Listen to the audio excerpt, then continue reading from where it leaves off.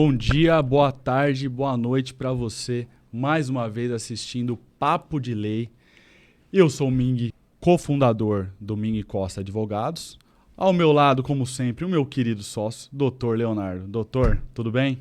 É um prazer mais uma vez, tudo bem? É um prazer mais uma vez estarmos aqui reunidos para compartilhar conhecimentos dos mais variados com você. E hoje, especialmente, com dois convidados muito especiais que nós trouxemos aqui. Eu gostaria de apresentá-los nesse momento, começando aqui pelo Dr. Luiz Felipe Arcângelo. Seja muito bem-vindo, doutor. Dr. Luiz Felipe, ele é advogado, corretor de imóveis, é empresário também. Ele tem uma especialização em direito imobiliário, é professor, palestrante em universidades daqui do interior paulista, mestre em Direito e Negócios Internacionais pela Universidade Europeia del Atlântico, a Uniatlântico, né, doutor? Exato. Na Espanha, pós-graduado em Direito Processual Civil pela Escola Superior de Direito e também Processo Penal, penal e Processo Penal também pela ESD. Atualmente, o Dr. Luiz Felipe ocupa a cadeira de presidente da Comissão de Direito Imobiliário da OAB daqui da 12ª subseção, em Ribeirão Preto. E é um prazer, doutor, tê-lo aqui como nosso convidado. Prazer é meu, doutor Ming, doutor Costa. É uma alegria e uma honra para nós, né, Borda, poder participar. Eu vim aqui juntamente com o meu professor aqui, né, de muito aprendizado durante esse período aí, justamente desse livro que nos traz até aqui, tá? Muito obrigado pela oportunidade, tá? Nós que agradecemos. E o currículo tem até que ser lido, porque é gigantesco. Nós fazemos questão. Gigantesco. O calibre dos nossos convidados hoje é altíssimo. Hoje, na verdade, falando sobre o meu currículo aí, hoje eu tenho dado mais aula na Baixada Santista do que propriamente aqui no interior de São Paulo, né? As minhas aulas estão... tenho dado mais aula em Santos hoje, caído né? Mais pro litoral. Caído mais pro litoral do que aqui. Que é mas, muito bom, né? Logicamente, eu continuo com os meus cursos aqui, minhas aulas na pós aqui em Ribeirão Preto e na região também. Muito bom. Legal. O nosso segundo convidado é nada mais, nada menos que o João Carlos Borda, cientista político, jornalista, acadêmico em direito também, professor, palestrante, escritor, empresário. Já passou por todo esse Brasilzão afora, fazendo a cobertura de fatos, inclusive em rede nacional, como o Jornal Hoje, Jornal Nacional, Fantástico, da emissora Rede Globo. Já ganhou diversos prêmios jornalísticos também na área do agronegócio. Possui 2 livros publicados, Arco de Fogo e Vírus da Incerteza. Atualmente, o Borda atua como repórter da CNN em São Paulo. Seja muito bem-vindo, Borda. Muito obrigado. Como o doutor Felipe falou, é um prazer para a gente participar de um encontro como esse. E só acelerando uma informação, 3º livro, né, quanto para uma pessoa em que nós escrevemos a 4 mãos. Exatamente. E é sobre isso que nós vamos tratar hoje. Eu gostaria de iniciar aqui informando os nossos amigos que nos acompanham que o motivo deste convite hoje é exatamente para falar sobre esse livro aqui, ó. A câmera consegue pegar ali. Esse livro aqui, Quanto Vale uma Pessoa, que foi redigido aí pelos nossos amigos, que escreveram essa obra com muito carinho, com riquíssimos conteúdos, e é sobre isso que nós vamos tratar hoje com vocês. Qual que foi a inspiração de vocês de fazer uma obra como essa? A minha, gente, tá tudo anotadinho, ó. Foi bem estudado. Realmente chama muita atenção todos os fatos que vocês trazem, estatísticas, e choca muitas vezes. Eu tinha desconhecimento de muita coisa daqui. E eu queria saber qual que foi a inspiração, por que fazer essa obra? Vou iniciar aqui, então, Por favor. Primeiramente, assim, de fato, a ideia do livro nasceu foi da minha dissertação de mestrado, né? Porque na dissertação de mestrado nós pudemos trabalhar ali sobre os direitos humanos, né? Em que eu me considero aí um entusiasta, não um profissional como do mercado imobiliário, mas uma pessoa que gosta muito do tema, né? De direitos humanos. E naquela dissertação de mestrado, naquele trabalho acadêmico, nós tratamos ali sobre os direitos humanos, mas num contexto ali do trabalho internacional, né? Porque o direito ao trabalho decente também é um direito fundamental que está, inclusive, na Declaração Universal dos Direitos Humanos, né? Então, o meu orientador naquele momento, eu queria, logicamente, ampliar muito mais o leque naquela dissertação de mestrado. Eu queria trazer... na verdade, no início foi somente a questão dos direitos humanos, mas não, como era um mestrado de Direitos e Negócios Internacionais, o meu orientador falou, não, calma, você pode falar sobre os direitos humanos, mas você tem que trazer um contexto aqui do comércio internacional, porque tem que estar dentro do trabalho de mestrado. Então, eu foquei ali na questão do descumprimento, do desrespeito às legislações trabalhistas por muitos países, suas multinacionais, né? E com isso, logicamente, há violações aí aos direitos humanos por parte desses trabalhadores, ok? Aí em uma reunião, quando eu chamei o Borda para uma reunião, inicialmente, qual que era a minha ideia? Era justamente imprimir esse trabalho de mestrado, transformar em um livro a dissertação de mestrado. Aí o Borda falou, me dá um tempinho, eu quero dar uma estudada na dissertação e eu volto com você. Aí foi quando ele trouxe essa ideia. O que você acha de a gente fazer algo não só voltado aos advogados, mas também a todas as pessoas, como empresários, donas de casa, estudantes de direito, fazer algo mais amplo e que a gente fale também de outras violações aos direitos humanos e não só na questão do trabalho. Daí que veio essa ideia do Borda e nós transformamos essa primeira parte do livro falando sobre racismo, violência contra a mulher, bullying, tráfico humano, tráfico de órgãos, que também me deixou assustado, né? Estarrecedor os números, né, que o Borda trouxe nesse trabalho de pesquisa que ele fez. Então, foi isso que aconteceu. Então, é daí que veio o livro Quanto Vale uma Pessoa. Nasceu dessa dissertação de mestrado. Então, é muito bom, porque assim, essa abordagem, ela não ficou só técnico-jurídica, né? Ela traz todos esses fatos históricos, muitas experiências também de campo do Borda.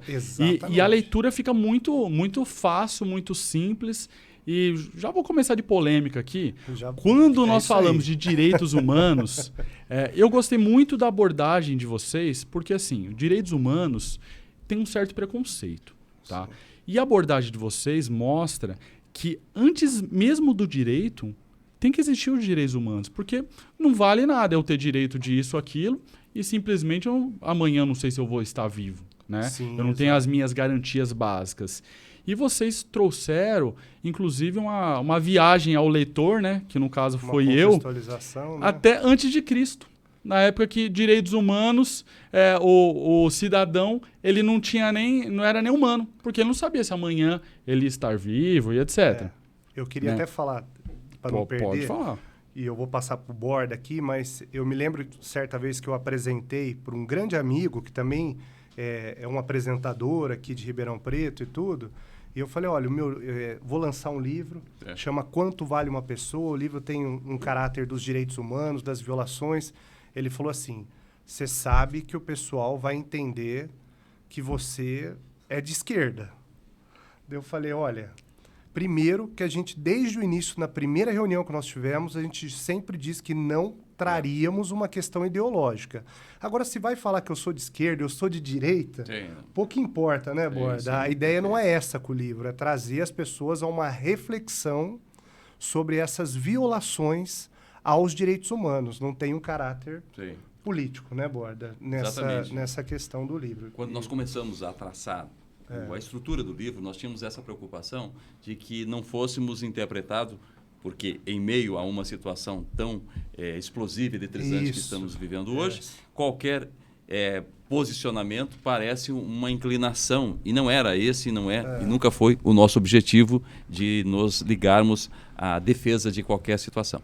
Então, acordado esse ponto, começamos nessa revisão, como você falou bem, trazendo um retrospecto de como os direitos humanos vão marcando território na humanidade e o quanto eles são fundamentais para uma sociedade democrática e uma sociedade principalmente humanizada. Então, há um equívoco construído, provavelmente por interesses escusos, de se deformar esse conceito em benefício de uma sociedade em que pode tudo, de uma sociedade vingativa, que é o que nós não queremos, ninguém almeja que se tenha uma sociedade balizada por esses parâmetros. Então, quando nós discutimos direitos humanos, fazendo uma contradição e uma contestação ao que se tornou pejorativo, feio, no Brasil, que é a questão de direito dos humanos, como se os direitos humanos contemplassem tão somente pessoas que têm um comportamento à revelia da lei. E não é isso. Os direitos humanos são garantias constitucionais, garantias internacionais para o ser humano, para qualquer pessoa. E a gente sempre tem essa tendência, né, de achar que os direitos valem para mim, mas não prevalecem para o outro.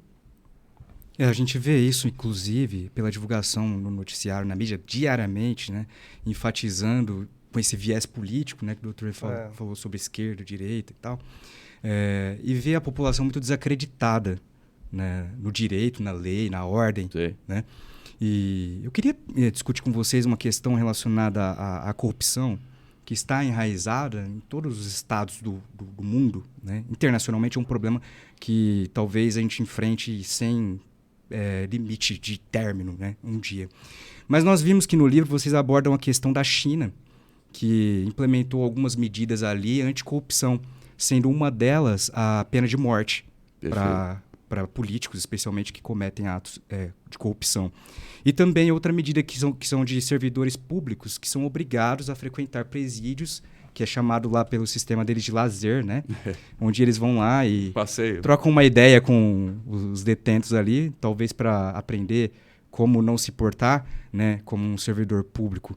O que vocês acham? Nós somos contra, né? Eu particularmente contra a pena de morte, mas lá na China parece que vem dando certo. O que na visão de vocês deveria ou poderia ser implementado no Brasil para poder minimizar esses problemas aqui da corrupção? Eu vou arrancar e você complementa.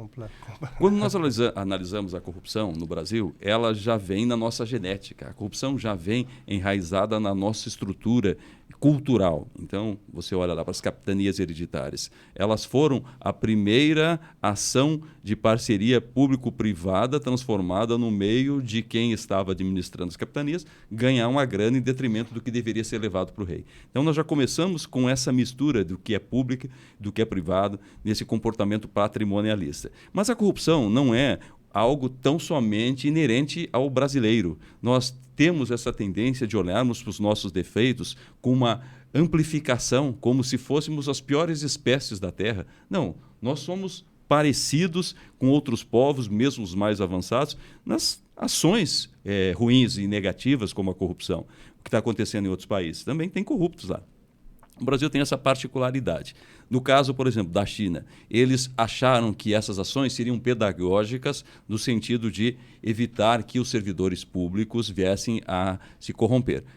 Pouca gente sabe, mas o Brasil já tem uma estrutura semelhante ao que tem o FBI de, por algoritmos, identificar, pela inteligência artificial, as possibilidades de um determinado servidor se corromper. E como eles fazem isso? Pelo comportamento, pelo cruzamento de informações. Isso não é algo tão cinematográfico, tão imaginativo assim. Os sujeitos acompanham aquelas pessoas, sabem as condições de vida que elas têm, a situação apertada financeiramente e sabem que é provavelmente, em potencial, um sujeito que vai se corromper. Então, a inteligência artificial já aponta hoje, nos mecanismos da Receita Federal ou mesmo da Polícia Federal, quem eventualmente vai meter a mão na mão, quem é frágil a essa possibilidade de pular para o outro lado. Então, nós temos mecanismos preventivos. Se não usamos, é uma questão, mas que existem. Então, a China faz esse trabalho pedagógico de levar os servidores assim. Você pode pegar a grana, legal, olha o que vai ser a sua vida. Olha a sua família visitando você aqui. Sente agora o ambiente. Faça essa imersão sobre o que é ser um criminoso. E depois vem a pena de morte, que eu também sou contra. Eu acho que não se pode dar para o Estado, ou seja, para quem for, essa faculdade de matar alguém. Então, eu acho que as coisas não se resolvem pela pena de morte. Elas apenas se reforçam no sentido vingativo. Eu quero que morra porque eu quero que aquela pessoa desapareça da minha frente. Mas não é assim que a sociedade se resolve, né? E aí, quando você olha esse conjunto de corrupção, você vê que nós temos um Estado que muitas vezes com as suas próprias leis favorece a corrupção, e a gente vai vendo umas distensões ao longo desses projetos recentes que vão sendo aprovados, como a própria questão, né, de ações administrativas ali. Você pode precisa aprovar dolo no roubo que você faz. Uhum. Tem umas coisas loucas tal, que eu acho que vão norteando o Brasil, infelizmente, para esses caminhos. Sim. Mas então, doutor, reforçando, só fechando os pontos aqui. Então, eu sou contra a pena de morte, acho bastante polêmica e muito sensível essa pedagogia chinesa de fazer o camarada aprender na marra, né? E outra coisa também, o doutor Ming, até como advogado criminalista, sabe, né? Se nós já temos pessoas que são presas injustamente, imagina com a questão da pena de morte, né? E também uma outra questão que eu vi, o que pode mudar, nós não sabemos como será agora nessa novo mandato dos novos deputados federais, mas eu vi uma postagem, inclusive, de um advogado criminalista que tem uma página na rede social dizendo que a grande parte dos deputados federais que foram eleitos para esse próximo mandato aí são deputados punitivistas, que têm aquele discurso de leis mais duras, leis mais... Então, vamos ver como que vai se comportar. Será que resolve também, né? Penas mais longas, né? Mais duras, para que isso não aconteça, né? Então, só saberemos daqui para frente, né? Como que isso vai acontecer. É legal, porque o Brasil ele tem um comportamento de atuação prática, né? Repressiva após o acontecimento dos fatos. Eu gostei do que o Borda mencionou a respeito do pouco conhecimento que as pessoas têm, dessa inteligência, né, dessa possibilidade de identificação do perfil corruptivo, né, das pessoas. Apesar que eu acho que todos dentro de nós, de certa forma, temos essa possibilidade de ir para esse lado, né, já nem tratando um pouco mais de questões políticas, mas até de algo arraigado à natureza humana, né.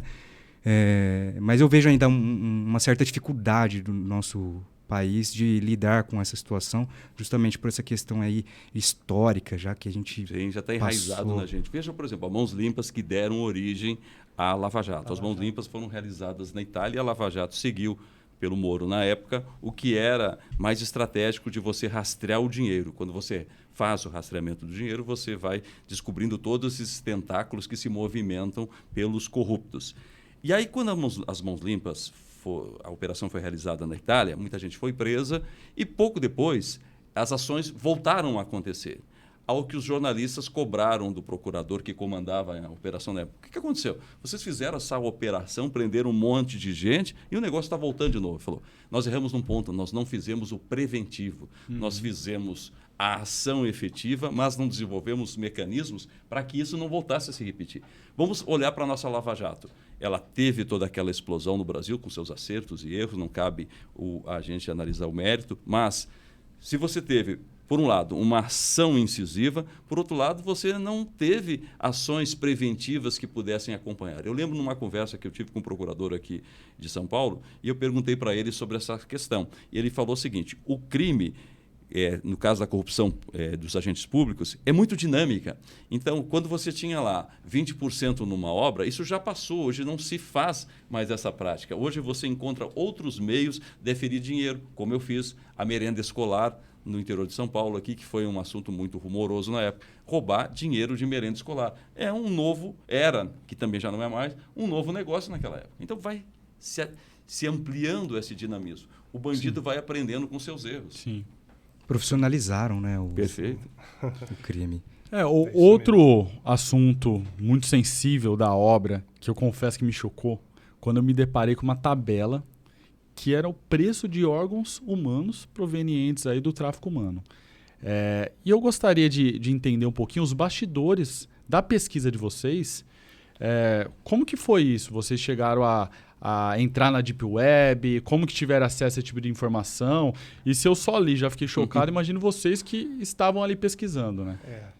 A Deep Web é normalmente o caminho para você encontrar lá na internet das profundezas essas coisas que não aparecem à superfície. Mas elas já aparecem à superfície. Essas informações, boa parte delas, eu coletei nas fronteiras do Brasil, Paraguai, por exemplo, Bolívia, fazendo matérias na época que eu estava na IPTV. Então eu fui certa vez para a fronteira lá com o Mato Grosso, Pedro Juan Cabaleiro, Ponta Porã, e lá comecei a conversar com as pessoas, tentando ver o que estava rolando. Meu assunto na época era maconha, no bom sentido, eu estava interessado em maconha.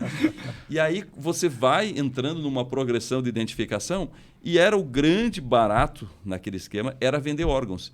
se vendia rim e tinha essa tabelinha. Como a minha matéria não era sobre órgãos, o Fantástico tinha me pautado para fazer contrabando de maconha, tráfico de maconha, não tive a oportunidade de fazer a matéria sobre isso. Mas existe uma tabela. Quanto você pode vender na fronteira? Existem clínicas. Então, por exemplo, eu pulo do lado brasileiro para o lado paraguaio, eu vou para uma clínica. É um negócio sofisticado. A gente acha que essa venda de órgãos assim, vai no fundo de casa. Um açougue. Isso, vai num açougue e faz. Não, é uma clínica. Sei lá, se ela está licenciada, está dentro dos parâmetros, não sei, mas é uma clínica formal que você faz a cirurgia. Muitas vezes, essas mulas que são utilizadas no tráfico não é necessariamente para transportar aquela droga dentro do corpo. O órgão dela vale mais. Por exemplo, né, Luiz, o rim, R$1 milhão. Um pai de córneas, 9 mil isso reais. Rende muito mais do que aquelas bolinhas de cocaína no estômago. Sim. E o sujeito vai como mula, achando que está sendo mula, mas na verdade ele vai fornecer seu órgão para um mercado de reposição, né? E quando você citou a questão da fronteira, para mim, quando falo o problema da fronteira do Brasil, eu me remeto a tráfico de drogas, Sim. tráfico de armas e tal. Mas essa questão de tráfico de órgãos, também a exploração sexual de crianças e adolescentes, Perfeito. Não era uma coisa que eu tinha conhecimento, do jeito que é normal, né? Você que já esteve lá, presente, quais são as dificuldades das autoridades para conseguir barrar esse tipo de ilícito? Primeiro, as nossas fronteiras são porosas demais para você ter uma vigilância muito acirrada. E eu conheço as fronteiras do Brasil de norte a sul. Já estive várias vezes na região amazônica, naquelas regiões de Tabatinga ali. Então, você pensa no meio daquela selva, lá no caso do norte do Brasil, como você vai manter uma vigilância acirrada para evitar que entre droga, entre armas e que circule venda de pessoas? Nas fronteiras mais povoadas, como no sul ou mesmo no centro-oeste, você já tem aqueles territórios vastos. Não tem como fazer muro naquilo ali. Então, é uma vigilância difícil, ainda mais contando com um efetivo pequeno. A Polícia Federal tinha, até certo tempo, 8 mil homens para fazer os mesmos trabalhos que nos Estados Unidos são subdivididos pelo DEA, que só cuida de droga, a Polícia de Fronteira, que só cuida de fronteira. Então, você tem um parcelamento, né? As coisas são mais segmentadas. Aqui, o Brasil, infelizmente, não tem essa estrutura. Então, você tem essas regiões assim muito ameaçadas por esse tipo de crime. E o crime, ele está mais sofisticado, ele está mais, né, preparado. Eu acho que muitas vezes o crime está mais até na frente do que os próprios sistemas de segurança oficiais. Então é um desafio terrível isso.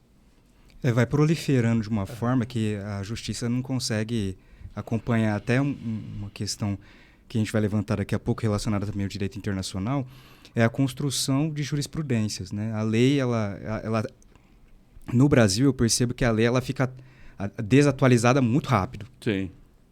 Foi o que você mencionou a respeito de não conseguir acompanhar mesmo, porque os criminosos já estão... Exatamente. Parece que estudam a lei e encontram uma brecha para poder fazer melhor. Olha a briga, por exemplo, essa criptomoeda. Hoje você tem, né, e aí essa questão do metaverso, né, é uma discussão...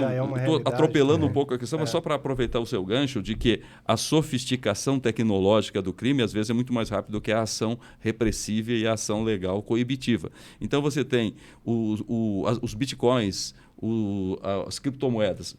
Hoje, aconteceu uma operação lá no Paraná de brasileiros que foram levados para o Camboja para trabalho escravo, acreditando que iam trabalhar no mercado financeiro de criptomoeda.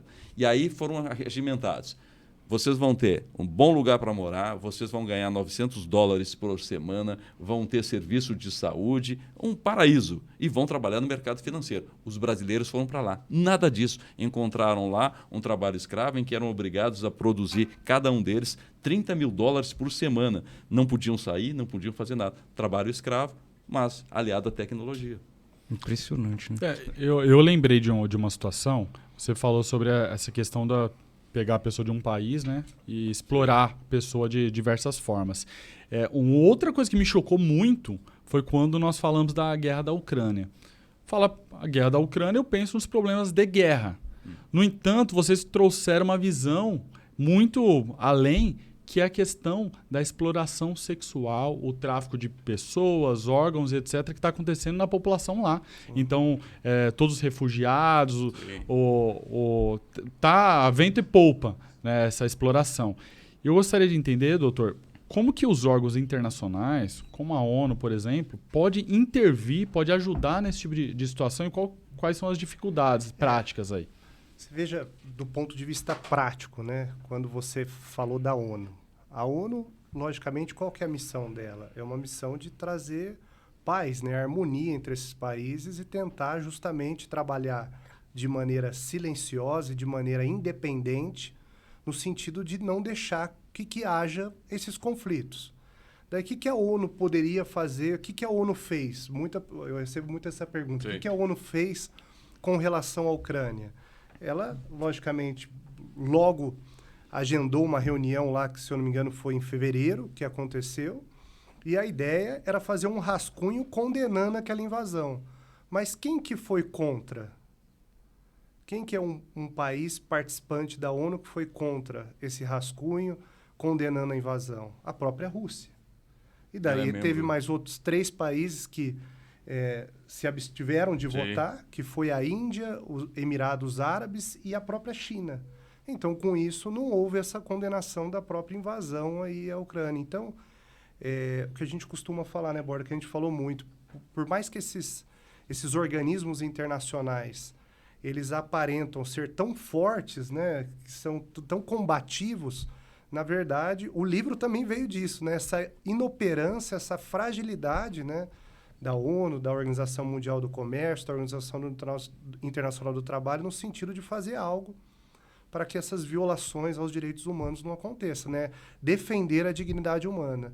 Justamente isso que não acontece na prática. Na prática, a gente não vislumbra isso, né, Borda?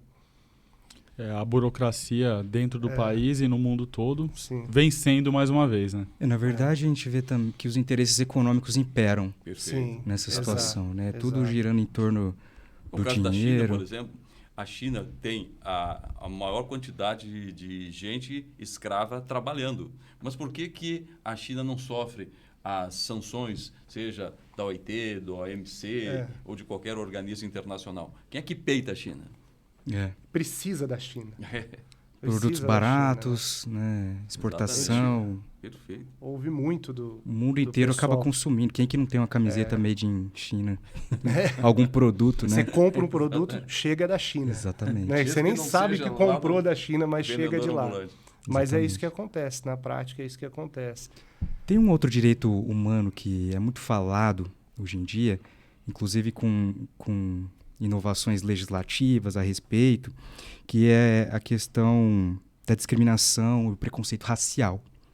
O Borda, inclusive, menciona alguns relatos que eu gostaria de mencionar aqui, de intolerância, que repercutiram, né, nacional e mundialmente, que é o caso de George Floyd nos Estados Unidos, que foi enforcado brutalmente pela polícia. E também tem o caso do João Alberto, que foi espancado e morto por seguranças dentro de um supermercado, também famoso aqui no Brasil. A Eliane Aparecida de Paula, que foi agredida e xingada por uma ricaça, né? Porque para mim não tem nada de rico na moral de uma mulher como essa.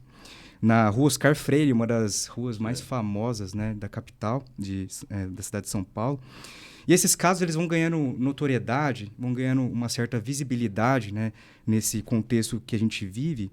E eu gostaria de saber assim, que medidas ainda precisam ser tomadas pelos nossos governantes, pelo nosso legislativo, para poder coibir esse tipo de violência. Você veja, muitas vezes a gente diz que falta consciência, que você, trabalhando a consciência, você vai corrigir algumas ações que acontecem no mundo.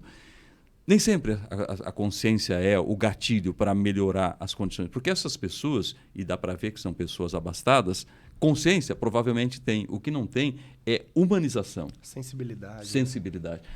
Agora, estourou essa semana o caso do músico, o Ed Júnior, que morava num condomínio e que frequentemente era hostilizado por uma mulher branca e pelo seu filho branco, ao ponto de ambos baterem na porta da casa, do apartamento dele, com faca e garrafa para agredi-lo. E o que os incomodava é o simples fato dele ser negro. Então, não havia, para a compreensão dessas pessoas, a possibilidade de um negro morar naquele condomínio. E essa senhora que está sendo acusada aí já teria feito esse fato. Então, é reiteradamente uma racista. E onde nós buscamos, eu gosto muito de refletir porque eu tenho um pé nas ciências sociais, então por isso que isso me traz sempre, em qualquer análise do momento, uma retrospectiva histórica. O Brasil foi o último país a abolir os escravos no mundo.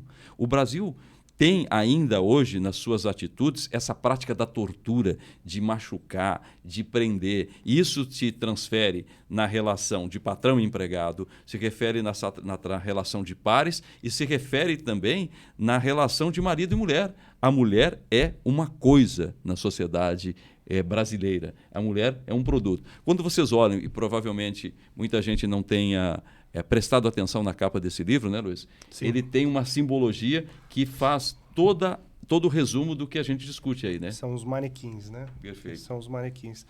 Não só, né, Bora? Nós temos outras histórias também no livro, né? E trazendo para esse aspecto do manequim, que é a coisa, né? Sim. É a coisa, tratar Isso como não tem coisa. vida, manequim não tem vida. Coisificando as Coisificando a pessoas. pessoa.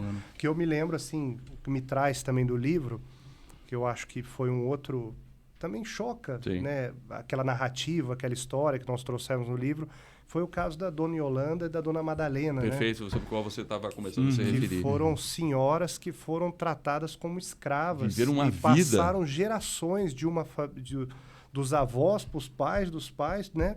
Iam na mudança junto com as coisas. Ia na né? mudança como se fosse um sofá velho, uma né? peça a mais ali. E só muitas vezes descobriam que ela era tratada como escrava pela condição que era tão ruim dessa senhora, no sentido de deixar bilhetes debaixo das portas dos moradores daquele condomínio pedindo coisas como escova de dente, coisas básicas, né? E daí viam, denunciavam, e o Ministério Público e a polícia e tal tirava daquela condição de escravo. E muitas vezes com 85 anos, né? E aí pensa, o que vai ser da vida dessa mulher, doutor? Sim. O que ela vai? Então ela se libertou daqueles patrões lá cruéis. Ela vai viver do quê? Ela nunca teve uma aposentadoria, ela nunca teve um emprego, ela foi simplesmente uma escrava. Escrava não tem direito. E escrava... casaram ela com um parente para que ela recebesse uma pensão, para que pudesse ficar para a família também a pensão que ela recebeu por um casamento arranjado. Então, são coisas que a gente não consegue acreditar. É o que a gente fala, cadê o valor, né, do ser humano, né? Da humanidade que é dado naquela situação que aquelas pessoas viveram, né? O interessante é vocês mencionarem essa questão da capa do livro, até uma pergunta que nós iríamos fazer relacionada ao tema. Porque, realmente, quando nós vamos até uma loja, por exemplo, a gente não dá a mínima importância para o manequim, a não ser vê-lo, talvez, numa silhueta que pode ser semelhante à minha, para que eu use o que está legal, nele. Não gostei e tal. Mas você não está ligando com o rosto do manequim. Você não vê. Às vezes Ele nem está tem arranhado, rosto. ele está arranhado ou está quebrado, ele vai ser descartado. Não é nada, né? E isso vem ao encontro, inclusive, da pergunta do livro, né? Quanto vale uma pessoa? Né? A pessoa que quando se depara com um texto provocativo desse, né? Talvez ela, de primeiro momento assim, ela não pense num valor. Mas eu tenho certeza que algumas pessoas devem atribuir valor, assim. E eu não digo naquele valor sentimental do amor. Falo monetário mesmo. Isso, exatamente. A primeira por se tratar de uma coisa, a coisificação da pessoa. Né? E eu gostei demais da resposta, que é inclusive uma outra pergunta que vocês colocam a essa resposta. É uma pergunta que responde uma outra pergunta, né? Que é que vocês colocam no livro assim: por quanto você venderia quem você mais ama? Sim. Que aí você já começa a pensar... vou vender esse meu filho aqui será por R$1.000. que qual que é o valor de um filho, de uma mãe, de um irmão, de um amigo? E a gente sentiu isso muito na pandemia. Porque a pandemia foi, na minha opinião, o vírus foi um grande professor. Com toda a tragédia que ele provocou. Para alguns, né, Bora? Não para todos. Nem para todo mundo. Nem todo mundo aprendeu a lição. Nem todo mundo aprendeu. Mas o que esse professor vírus nos ensinou? Que é a importância do ser humano, a importância da cooperação, da solidariedade. Nós não vencemos essa pandemia se não contássemos com a colaboração dos demais. Então eu precisei do valor da sua colaboração, do seu valor humano para eu poder sobreviver. Se eu estou vivo hoje, muita gente colaborou com isso e eu também colaborei com muita gente. Além da questão do racismo que é um problema muito grave, que vocês mostram muito bem no livro, vale muito a pena a gente ler esse capítulo aí, tem a questão da violência contra a mulher, que é uma questão histórica, e vocês trazem um dado que eu confesso que foi difícil São até números eu também pensar. assustadores. Vocês né? colocaram os números da Organização Mundial da Saúde, falam que de 12% a 25% da população total, então mundial, feminina, ou já foi ou será abusada sexualmente em algum momento da vida.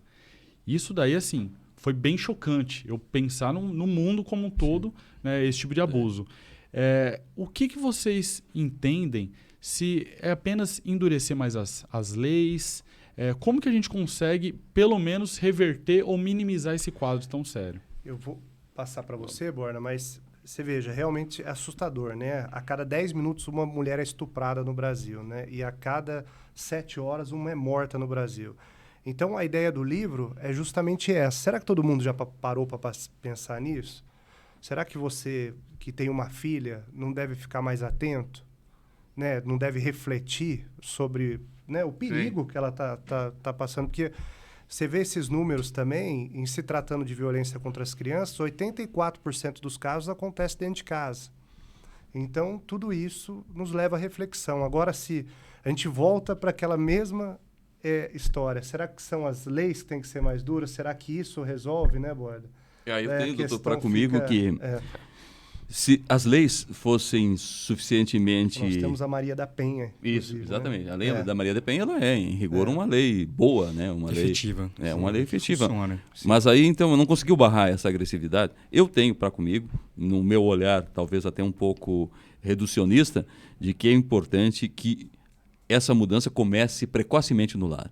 E que se dê da forma mais, digamos assim, posso ser singelo, posso estar sendo ingênuo em relação a isso. Não é possível que você tenha uma família, um pai, uma mãe, uma irmã e um filho, e que essas crianças assistam todo dia o pai agindo com agressividade contra a mãe, diminuindo a mãe, não só no aspecto físico, mas no aspecto psicológico. Como esse menino vai ser? Vai ser um machista também, vai ser um agressor, vai ser um provocador de bullying. Vai cometer bullying, exatamente, Por isso que chegar nisso. O né? nosso livro ele tem esse olhar, doutores, de partir para o micro para chegar no macro em relação à violência. O micro começa dentro de casa, vai para a escola, vai para o trabalho, vai para as relações amorosas. Então, eu aprendi, quando menino, na minha casa, que mulher se tratava assim. Eu vou reproduzir isso. Essa sociedade que reproduz esse tipo de coisa. Então, quando você vê, por exemplo, a violência na televisão, ela é incrível. Eu, como jornalista, penso assim. Muitas vezes você acha que a imagem na TV ela tem uma profilaxia em relação à violência. Não. Muitas vezes ela tem um olhar, me parece até de estímulo. Se eu vejo o sujeito agredindo a mulher e eu já tenho dentro de mim um gatilho pronto para isso, parece que dispara. Parece que eu vou fazer o mesmo com a minha mulher. Sim, e até pegando esse gancho da mídia, o que eu vejo muitas vezes é o poder judiciário, ele parece que chancela o próprio crime. Então, vocês citaram também o caso da criança de Santa Catarina, estuprada, menina de 11 anos, grávida, se recorreu ao judiciário para um aborto legal e a juíza mandou ela ficar com a criança no ventre. Então, assim, ela sofreu o crime 2 vezes. Então, isso daí, na cabeça de uma pessoa possivelmente, né, estupradora, ela com certeza é um aval para cometer esse tipo de crime. E a violência não tem classe social também, né? Não tem classe social. Isso é importante a gente colocar, porque às vezes a gente pensa na violência dentro pobreza, de um contexto de pobreza. Isso não acontece. Nós também fizemos questão de trazer... como nós dissemos, foi difícil fechar esse livro, porque cada hora que nós iríamos fechar, né, Borna? Aparecia um fato novo na televisão. Daí, taca nós pôr no livro. Não. E um caso é procuradores, o procurador do município, que espancou a procuradora, que era a chefe dele, né? Não era para ser uma pessoa, né? Se você pensar, se tivesse nesse contexto de classe social, não era para ele fazer isso, mas isso não acontece. Que não sabe, não conhece a lei. A defensora pública, voltando na questão do racismo, que jogou latas naqueles entregadores. Isso, chamou o sujeito de macacos e tal. O caso da academia. Esse empresário. O empresário. Recentemente. Em Dubai. Os casos se renovam. Se renovam. Cuspiu na mulher, deu cabeçada na mulher. E é interessante isso que o doutor mencionou, porque parece que Porque o amor, assim como o ódio, as pessoas falam assim, não, mas aquela pessoa não tem amor. Ou aquela pessoa, nossa, ela tem ódio dentro dela. Mas ambas as situações, elas são aprendidas, né? Sim. Elas advêm do conhecimento repetitivo ao longo da vida, do que é ensinado ali. Inclusive, falando também da questão da violência agora, não só contra a mulher ou na discriminação racial, mas também contra os animais, né? Os maus tratos aí.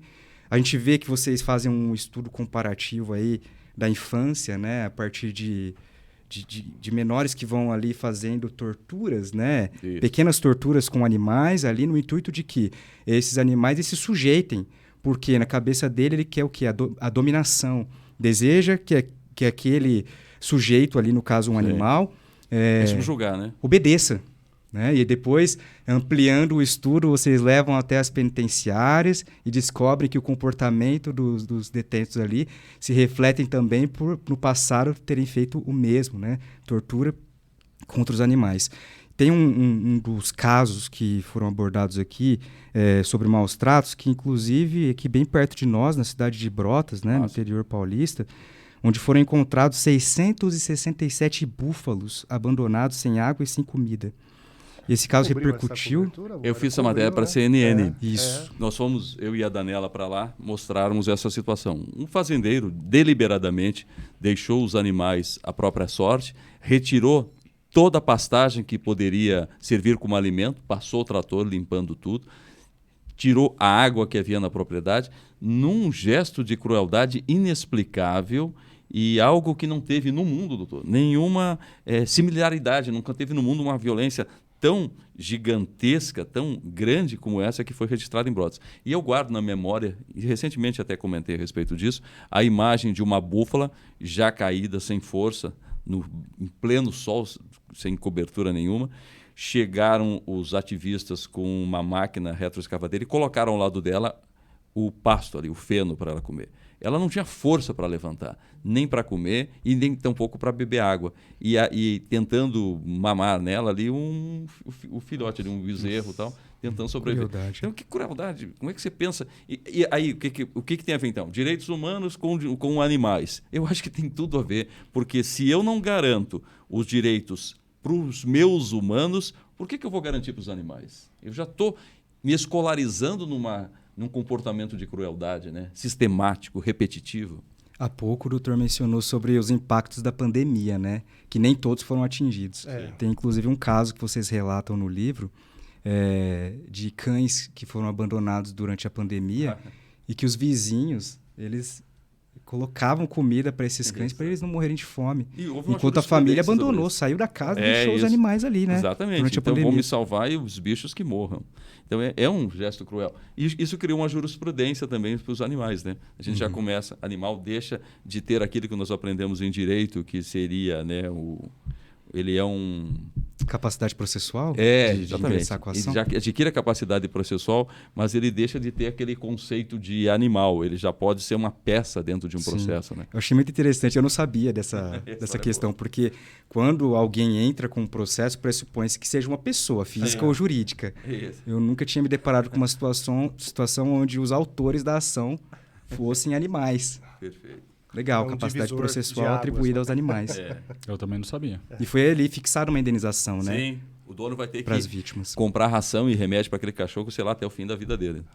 Interessante. O cachorro conseguiu uma pensão vitalícia. Ração vitalícia. Ração vitalícia, muito bom. doutor. Provando que os direitos humanos existem, né? De exato, verdade ali, para exato. garantias mínimas para os animais também. né? Mas esses dois contextos é interessante. E o contexto que o Borda trouxe muito bem nesse capítulo sobre os animais e a violência é que muitos, inclusive criminosos aí que estão respondendo processos, têm todo esse histórico, Sim, né, Borda? tem Que um- ele consegue, tem um que até... Um caso famoso aqui um caso em Ribeirão. famoso aqui que também tem um histórico de violência contra os animais e vai passar por um júri agora, né, Borda? Perfeito. Trazendo pro direitos humanos de forma mais ampla, vocês também comentaram sobre a questão do dumping social, né, que é a prática de situações abusivas, desumanas contra os trabalhadores, no viés de conseguir baratear ali o custo da produção. E eu achei interessante isso porque, por exemplo, né, a China é um dos países que vendem coisas mais baratas e o mundo compra mais deles. Só que compra mais deles porque eles conseguem fazer mais barato justamente porque não respeita o mínimo do trabalhador. E eu fiquei nessa neura, né, gente? Mas e aí? Até que ponto que a Organização Mundial do Comércio ele consegue interferir na questão do trabalho livre mesmo, do livre comércio, né? Realmente, efetivamente. Quando a gente fala do dumping social, né? Para quem estará nos assistindo, né? Está nos assistindo, né? Na verdade, assim, são a adoção de práticas pelo empregador no sentido de baratear o custo da operação dele ali, né? Da mão de obra, e com isso ele aumentar os seus lucros, né? Mas, logicamente, barateando a mão de obra, nós estamos falando o quê? Em mão de obra desvalorizada. Então, um trabalhador que é contratado recebendo menos do que o mínimo, ele não vai ter condições da sua subsistência, da sua família, e com isso vai ampliar um problema social gravíssimo naquele país, naquele estado, que seja, né? Então, qual que é a ideia da inclusão da cláusula social que a gente falou muito nesse trabalho? Quando a gente fala da inclusão, é que respeite os padrões mínimos de trabalho, que é um direito fundamental das pessoas de ter um trabalho decente para que haja superação da pobreza e outros obstáculos.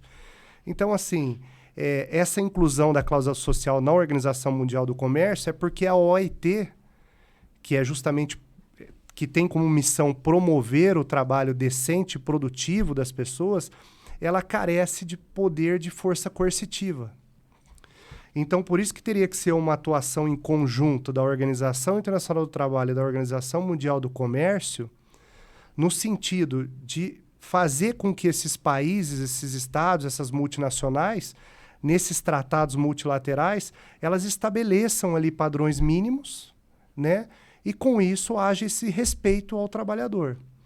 Então, por isso que teria que ser na Organização Mundial do Comércio, porque daí os países participantes, se não houvesse o cumprimento do que seria fixado ali como padrão mínimo, sofreria restrições por parte desses outros estados participantes, que é o que falaram muito também, não no contexto da Organização Mundial do Comércio, mas com relação à guerra da Ucrânia, né? Se vocês lembram, na guerra da Ucrânia, falava, mas a União Europeia vai deixar de fazer, de ter a relação comercial, de comprar da Rússia. Mas, pelo visto, não adiantou nada, né? Dentro do aspecto da guerra da Rússia e da Ucrânia. A força de pressão não é tão forte. A força de pressão não foi tão forte ao ponto de acontecer isso. Mas a ideia é a luta contra isso, tá? O dumping social é a luta contra... O consumidor final, ele paga barato, mas alguém lá atrás pagou muito caro. Exatamente. Ótima Talvez... colocação. Olha, pessoal, o corte. Então, um corte legal. E na China eles chamam de... Como que é, Borda? 996, né? Isso, exatamente. Essa expressão é muito legal. Que por mais que lá também tenha na China a questão do trabalho de 44 horas semanais, mas eles chamam lá do 996, né? Que é 9 horas, né? 9 horas por dia, né? De trabalho. Sendo 6 vezes por semana. Trabalham muito mais do que o que é estabelecido ali como as normas do direito do trabalho, etc. E aí você tem, por exemplo, nesses países comunistas, aí a predominância do trabalho escravo. Você tem, por exemplo, a Coreia do Norte, que ainda mantém campos de concentração para escravizar as pessoas, né? Nós falamos isso naquela oportunidade no encontro da OAB, em que eles estimulam que os casais tenham filhos para que esses filhos possam ser os futuros escravos que vão manter a estrutura daquele comando. E na China também você tem trabalho escravo. Muitas vezes as pessoas condenadas por ataques ao regime vão cumprir penas que vão resultar em exploração de mão de obra. Até só para fechar essa questão mais técnica, para eu poder entender mesmo, o pessoal conseguir raciocinar, no sentido de que, então, existem as teorias, né, existe o mínimo a ser previsto pelos trabalhadores, porém, não, a OIT não consegue ter a força coercitiva. No entanto, descumprindo esse mínimo legal, é possível levar esse país para o Tribunal Penal Internacional? E qual que seria a consequência disso, se ele fosse condenado? Dentro do âmbito da Organização Mundial do Comércio, levando para o juízo arbitral internacional, que essa é a defesa, né, nessa dissertação, ele fixaria um prazo para que houvesse o cumprimento desses padrões mínimos de trabalho por parte daquele Estado transgressor. Se aquele Estado não cumprisse dentro daquele prazo, não estabelecesse ali os padrões mínimos, não fizesse algo para que aquilo, daí sim, no final, chegaria à Organização Mundial do Comércio e daí que ela sofreria as restrições comerciais por parte dos outros Estados participantes, entendeu? Então, que é algo por que isso, vem também da conveniência, né? Porque a Organização Mundial do Comércio, ela pode sancionar. Dinheiro, né? O dinheiro resolve. Dinheiro, o dinheiro. Eu gostei que vocês falaram muito da questão do comércio internacional. Fiquei até... pelo título do livro, eu pensei que a todo tempo eu fosse lidar com as críticas relacionadas à violação dos direitos humanos. Mas só para mencionar aqui, até para o pessoal que nos assiste aqui, que o comércio internacional ele tem inúmeras vantagens, até com uma visão mais liberalista assim, que eu tenho, né? Após a Segunda Guerra Mundial, a Revolução Industrial e tudo mais, ampliaram-se as fronteiras, aumentou a tecnologia, alargou a margem de escolha dos próprios consumidores, reduziu o preço da matéria-prima, né? Não falando agora da questão do dumping, né? Mas a gente não se debruça tanto na questão dos problemas advindos da expansão desse comércio do internacional. capitalismo, né? Porque com a globalização vieram isso impacta até meio ambiente, por exemplo. Sim. Exato. Você vai trazer consequências. Saiu hoje essa notícia muito recente e tal, que a próxima pandemia que nós vamos enfrentar no mundo vai ser pelo derretimento das calotas polares. Porque vão ser expostos vírus, bactérias que por milhões de anos estavam congelados. E os cientistas acreditam que esses vírus e bactérias, ao serem trazidos para o nosso meio por animais ou próprios humanos, vão gerar uma pandemia ainda mais avassaladora que nós enfrentamos com a Covid-19. E isso está o quê? Nessa conexão de exploração comercial, né? A gente olha para a economia, mas dela vão resultar outras consequências. Mas é a dinâmica do mundo, né? Seríamos ingênuos em discutirmos meios, digamos assim, para frear isso. A gente pode discutir meios sustentáveis, que eu acho que devemos discutir. Mas é uma onda que já vem na nossa existência e que vai se propagar ainda. E nós vamos pagar muito caro por isso, né? Sim. E com o passar do tempo, né, até partindo agora para uma outra questão relacionada ao direito internacional também, nós vamos, aos poucos, construindo um entendimento mais sólido a respeito das decisões jurídicas a serem aplicadas a cada caso concreto. Agora, no panorama macro, né, internacionalmente, aqui no Brasil a gente tem o repositório jurisprudencial, né, as cortes supremas, elas emitem entendimentos, né, para poder na tentativa de unificar um ponto de vista a respeito de um fato, que muitas vezes acabam gerando um outro problema e mais discussões ainda sociais a respeito.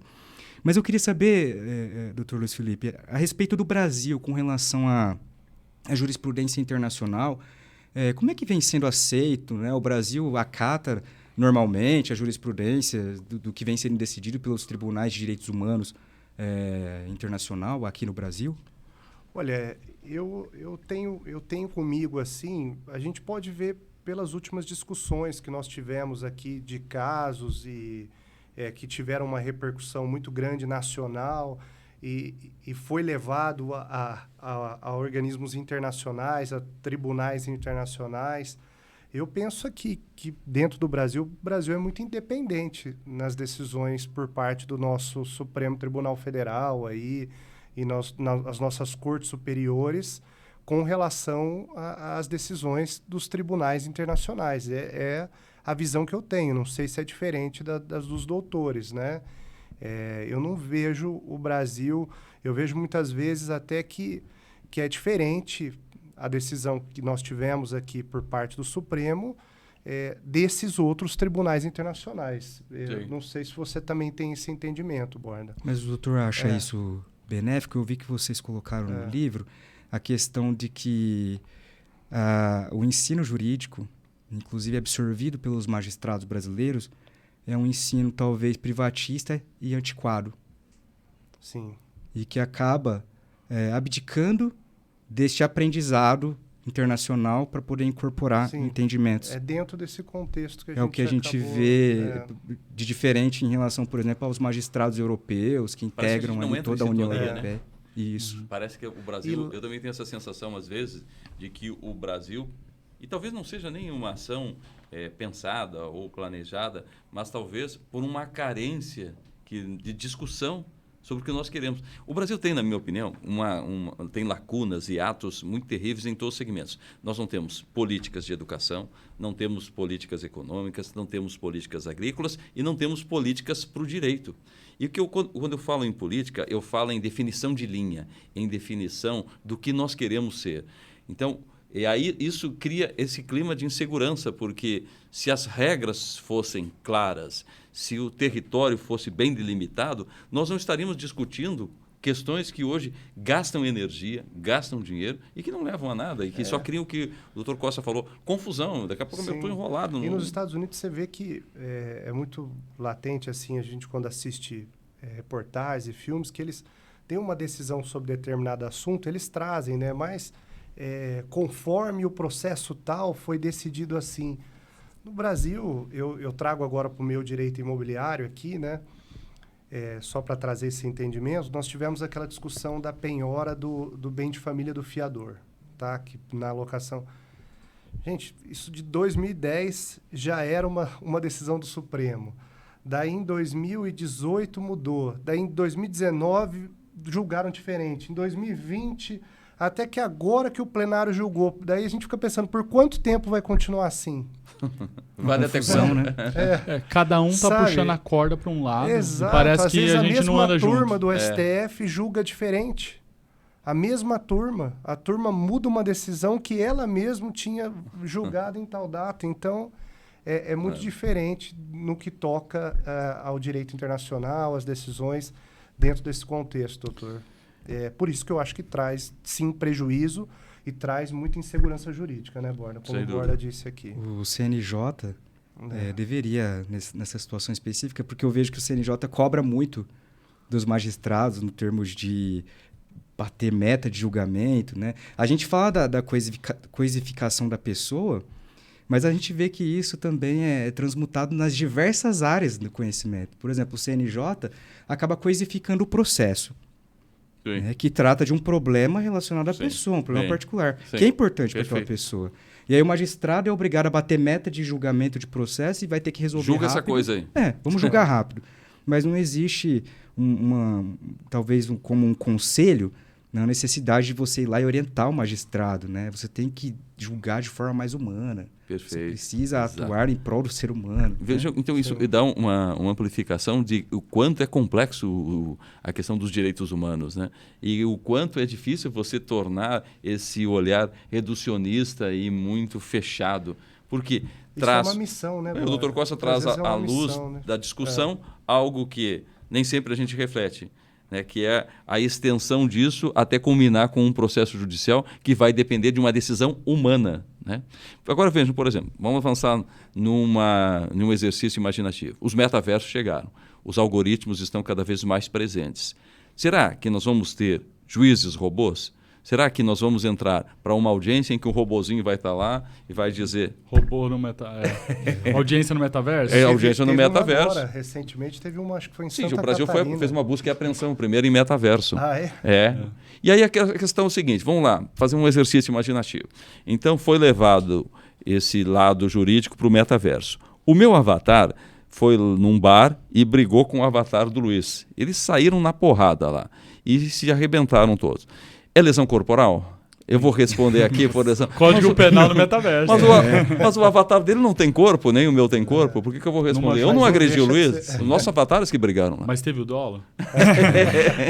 Eu confesso, gente, que quando eu acabei de ler o livro, esses preconceitos que a gente vê na sociedade, que eu também, eu já vi muito, eu fui policial, então já ouvi muito na rua, direitos humanos é direito dos manos. Isso. E o livro me deixa muito claro que todos os direitos que nós temos hoje, de longe, não é só direitos de marginalizados. Todos os direitos que trazem a base para a nossa vida foram feitos com muito sangue. Sim. Então, por exemplo, nós temos casos famosos, que nem a questão da Maria da Penha. É tudo com muito suor. E eu acho que essa é a ideia maior do livro. Sim, a importância é que essas garantias sejam preservadas, que foram tão custaram conquistadas tanto, com tanto, né? E eu gostaria que vocês falassem para os ouvintes, provocassem eles para ler o livro. Qual que seria o objetivo que vocês querem? Olha, quando acabar de ler o livro, eu gostaria de passar essa visão. Isso é o importante para a nossa obra. Perfeito. Bom, posso me antecipar? Claro. Então, eu entendo que o que nós queremos, ou pelo menos o que nós buscamos como legado para uma reflexão, é de olharmos mais para o ser humano. Então, nós vivemos uma sociedade que não olha, uma sociedade em que a família não se olha. O pai não olha para o filho, não olha para a mulher não olha para o marido não olha para a filha. Enfim, se na estrutura familiar você não tem esse olhar, você não tem também esse olhar na escola, você não tem esse olhar no direito, você não tem esse olhar nas relações de trabalho e que vai culminar com desrespeito. Nós não respeitamos o ser humano. Então eu acho que o livro, quando ele vai para uma ponderação até às vezes meio dura e cruel, talvez até com uma forte dose de acidez, é para que as pessoas, sendo sacudidas, possam responder na sua consciência o valor que o ser humano tem.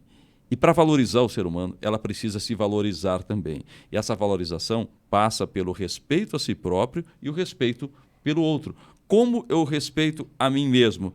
Me preservando, mantendo a minha dignidade, o meu caráter. A partir desse momento em que eu estabeleço um caráter, uma educação da vontade, eu vou viver melhor e vou construir uma sociedade melhor. O que a gente precisa é fazer já um corte nesse raciocínio, direito dos humanos, tem que botar na cadeia, tem que prender. O brasileiro adora a cadeia para os outros. O brasileiro adora o rigor da polícia para os outros. Mas quando se volta para ele, não, mas eu não sou bandido, eu não sou humano. Mas eu tenho direito. Eu tenho meu direito, para isso, meus direitos humanos. Por que os outros não podem ter direitos humanos? É igual o próprio advogado criminal, né? Que é tão criticado, mas até você precisar de um advogado criminal. E todos podem, em algum momento da vida, precisar, né? É um outro caso, como a polícia, né, doutor? Mas o que a gente deixa, e a gente sempre, nas nossas chamadas fazia, né? Porque quando a gente pensa em preço, né, em valor, a gente logo imagina uma viagem, uma casa, né, Borda? A gente pensa numa bolsa, num carro, em tudo mais, né? Mas e qual que é o valor? Quanto vale uma pessoa, né? Será que é a pergunta que a gente quer deixar do livro, né? A pergunta que eu acho que fica do livro depois de toda essa reflexão. Pensando na humanidade, qual é o valor de uma pessoa? Então, eu penso que a principal mensagem que a gente quer deixar com esse livro é refletir sobre tudo isso, né? Uma pessoa que sofre um racismo, uma mulher que é violentada, né? Então, assim, para a gente enxergar mais, refletir melhor e ser mais sensível a temas tão importantes aí que fazem parte da nossa vida para todos. Os direitos humanos, né, como a gente diz, não é aqueles direitos humanos, olha lá, os direitos humanos vão ajudar bandido. Não é nesse contexto. O contexto é justamente na preservação de todos esses direitos que são fundamentais para a nossa vida, né? Então, a gente quer deixar essa mensagem, né, Borda? Maravilha. Dr. Luiz Felipe, Borda, nós agradecemos e nos sentimos honrados por vocês terem aceitado o convite de estar aqui conosco. É um privilégio para nós, né, Dr. Ming, poder trazer pessoas com um profundo conhecimento, ainda mais por poder ter registrado e compartilhado isso com outras pessoas. Eu acho que não tem maneira melhor de você passar o carinho pelo que vocês fazem do que compartilhando esse conhecimento com outras pessoas. E eu quero agradecer também a você que está nos assistindo aí, através da telinha, por ter participado conosco aqui de mais um podcast, Papo de Lei com Ming Costa. Você também, se tiver interesse, pode estar adquirindo o livro aqui, ó. Quanto vale uma pessoa? Quanto vale uma pessoa para você?